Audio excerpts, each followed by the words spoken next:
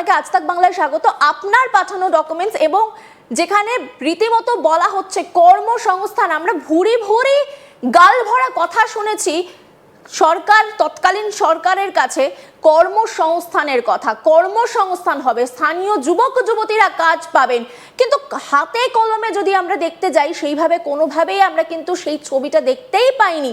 এবং তারপর আপনি যে অভিযোগটা করেছেন সেটা একেবারে বিস্ফোরক।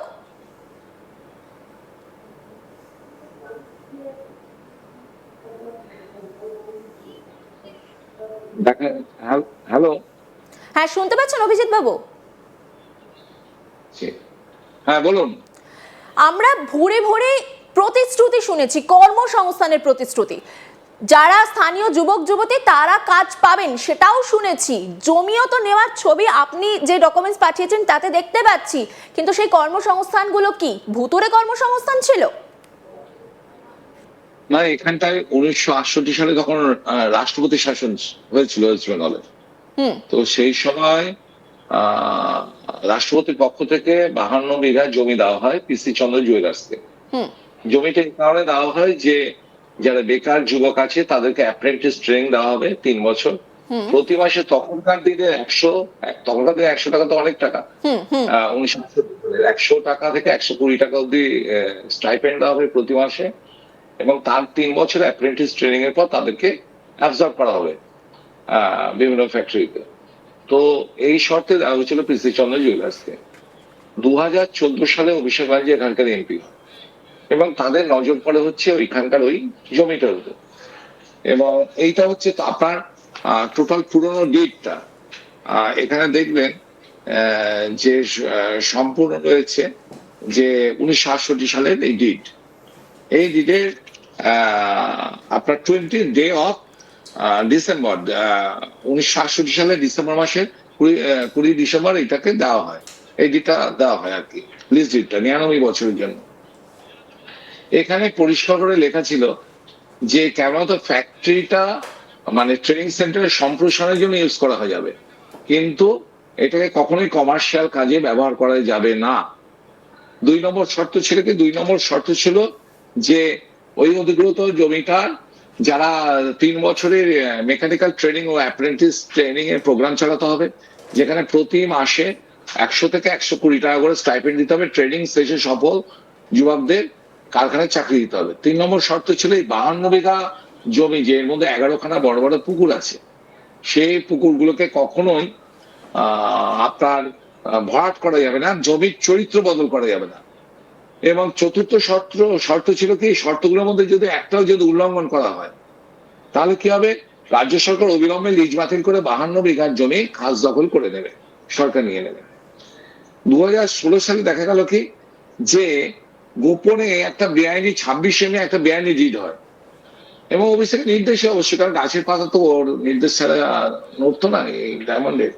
সেই ডিডেতে পরিষ্কার করে আপনার যেখানে ডিড মডিফিকেশন নাম্বার রয়েছে 15835/2016, গোপন ডিডের মাধ্যমে স্থানীয় যুবকদের চাকরি ও ট্রেনিং এর ধারাটা ক্লজ 4 সম্পূর্ণ মুছে ফেলা হয়। লিজের মূল পেজে 3 এবং পেজ 4-এ থাকা এক্সটেনশন টু ইটস ফ্যাক্টরি শব্দগুলো কেটে সেখানে পরিষ্কার লিখে দেওয়া হয় any building structure, retail, godown, warehouse, residential and carrying out development শব্দগুলো বসানো হয়। অর্থাৎ 2021 সালে সৃজন রিয়েলিটিকে ঢোকানোর রাস্তা 2016 সালে তৈরি করা হয়েছিল। চিন্তা করুন কতদিনের প্ল্যানিং। এবং এর মাঝখানে কি করলো, এই যে 4 বছর যে মাঝখানে সময় রয়েছে সৃজনকে ঢোকানোর, এই মাঝখানে ওরা কি করেছে, এই মডিফিকেশন ডিডের পেজ 9 ক্লজ ডিতে সরকারি কর্মকর্তাদের সঙ্গে এমন একটা শর্ত জোগাড় করা হয় যার মাধ্যমে বেসরকারি সংস্থাকে সরকারি জমি কোন রকম সরকারি অনুমতি ছাড়াই, আবার রিপিট করছি, এইখানটায় এই বেসরকারি সংস্থাগুলোকে কোনো সরকারি অনুমোদন লাগবে না, তার অনুমোদন ছাড়াই ব্যাংক এবং আর্থিক প্রতিষ্ঠানে এই জমিটা বন্ধক রেখে কোটি কোটি টাকা লোন নেওয়ার স্বাধীনতা দেওয়া হয়। আপনি বুঝতে পারছেন, সরকারি জমি, সরকারি কোনো অফিসারের কোনো অনুমোদন দরকার নেই, আপনার এইটা ব্যাংকে ওই জমিটাকে মর্গেজ দিয়ে মানে 1000 কোটি টাকা লোন নিতে পারে, সেটা স্বাধীনতা দেওয়া হয়েছে কোথায়, ডিডের পেজ 9 ক্লজ ডিতে। এবং আরবান ল্যান্ড সিলিং ও মিউটেশনের বাইপাস করে দেয় সমস্ত পারমিশন যত সেখানে যে আরবান সিলিং অ্যাকচুয়ালি সরকারের কোনো কিছু দরকার নেই, সম্পূর্ণ লিজদাতা দিয়ে দিয়েছেন বলে গণ্য করা হয়, কোন রকম স্ক্রুটিনি ছাড়া এই ধারায় ইনজেক্ট করা হয়, যে সমস্ত পারমিশন দিয়ে দিয়েছে সরকার। এবং ভুয়ো ল্যান্ড কনভারমেশন ভূমি সংস্কারের আধিকারিকরা কোন রকম সরঞ্জামের নিয়ম কি, আপনি যদি একটা পুকুর ভাট করতে চান তাহলে ওই মৌজাতে আপনাকে আর একটা পুকুর করতে হবে, তার জন্য ইনভেস্টিগেশন হবে। বিএলআরও যদি পারমিশন দেয়, সে যদি এডিএমএলআর, আপনার 7 শতকের বেশি জমি হলে এডিএমএলআর দেবে, বিএলআরও পারবে না। সেখানটায় তিনি যদি অনুমোদন দেন, তারপরে তুমি যদি দেখা যায় যে আপনি আর একটা পুকুর খনন করে দিয়েছেন, তবে ফিশারিজ অ্যাক্ট 1984 সেকশন 17A অনুযায়ী আপনাকে কি করতে হবে, আপনি তবে আপনার পুকুরটাকে বুঝাতে পারবেন। সেখানে কোনো মানে কোনো কিছু হয়নি। 2018-19 সালে 3টে বেআইনি ডেমো ইস্যু এখান থেকে আমি একটা প্রশ্ন আপনার কাছে জানতে চাইবো। আপনি বারবার বলছেন যে এই জমিটা পুরোটাই সরকারি জমি, সেখানে দাঁড়িয়ে সরকারি জমি কিভাবে হাত বদলে একেবারে প্রমোটারের হাতে চলে যেতে পারে? মালিক তো সরকার, সেই জমি প্রমোটারের হাতে কিভাবে? এইটা উত্তর দিতে পারবে সব থেকে ভালো আপনার মমতা ব্যানার্জি এবং অভিষেক ব্যানার্জি এবং তৎকালীন ডিএম এবং এডিএম। এটা তো আমি উত্তর দিতে পারবো না। ইনভেস্টিগেশন এজেন্সি এই তথ্যগুলো তাদের কাছ থেকে জানতে চাইবে, যার জন্য তাদের নামই তো কমপ্লেন্টে দেওয়া রয়েছে। এবং এই সবকটা পুকুরকে কমার্শিয়াল ব্যস্ততায় রূপান্তরিত করা হয়। 11টা পুকুর, কত বড় বড় পুকুরকে আপনি স্যাটেলাইট পিকচারে দেখতে পাচ্ছেন তো, কি বিশাল বড় বড় দিকে।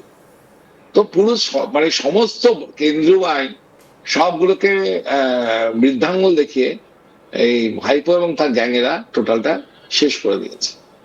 আমি কি করবে। এবং এই সবচেয়ে বড় কথা এইটা নিয়ে, যেখানে এইটা নিয়ে যে হলো, এইটা কমিউনিস্ট পার্টির কেউ কিন্তু, কারণ মহেশতলে তো ওখানকার কমিউনিস্ট পার্টির তো একটা ভালো সংগঠন ছিল 2016 সালে, তারা কেউ কিচ্ছুই করেনি। সেইখানে দাঁড়িয়ে কেউ কিচ্ছু করলো না এবং দিনের পর দিন ধরে সরকারি জমি পুরো হাত বদলে চলে গেল প্রমোটারের হাতে। যেখানে কর্মসংস্থানের কথা ছিল একেবারে ভুতুরে সেই বিষয়টা, কারণ একেবারে উবে গেছে কর্পূরের মতো বলা যেতে পারে, কর্মসংস্থানের কোনো নাম নিশান নেই। স্থানীয় মানুষজন সেটা নিয়ে কি বক্তব্য রাখছেন, মানে এই মুহূর্তে দাঁড়িয়ে গোটা পরিস্থিতিটার চিত্রটা কি? না, এখানে স্থানীয় মানুষদের কথা বলার কোনো রাইটস ছিল নাকি? আপনি যে কোনো মানুষদের ই করবেন কেবলমাত্র কিছু অভিষেক এবং তার উচ্ছিষ্টলোভী কিছু মানুষ ছাড়া। সমস্ত মানুষ বলবে আমরা নিঃশ্বাস ফেলতে পারছি, শ্বাস ছাড়তে পারছি। এই 12 বছর ধরে আমাদের কোনো শ্বাস নেওয়ার অধিকার ছিল না। বাইরের জগতের মানুষ জানে না আমরা কিভাবে এখানকার মানুষরা ছিলাম। আজকে অভিষেক ব্যানার্জি চলে যাওয়ার পর, মানে ওদের সরকারটা চেঞ্জ হওয়ার পর, তবেই আমরা এই কমপ্লেন গুলো করতে পারছি। কারণ আমরা এটাকে প্রচুর কমপ্লেন করেছি, কোনোদিন ডিএম বা এডিএম আমাদের কথা শোনেনি। পুরো এখানকার ইকোলজিক্যাল ব্যালেন্সটাকে নষ্ট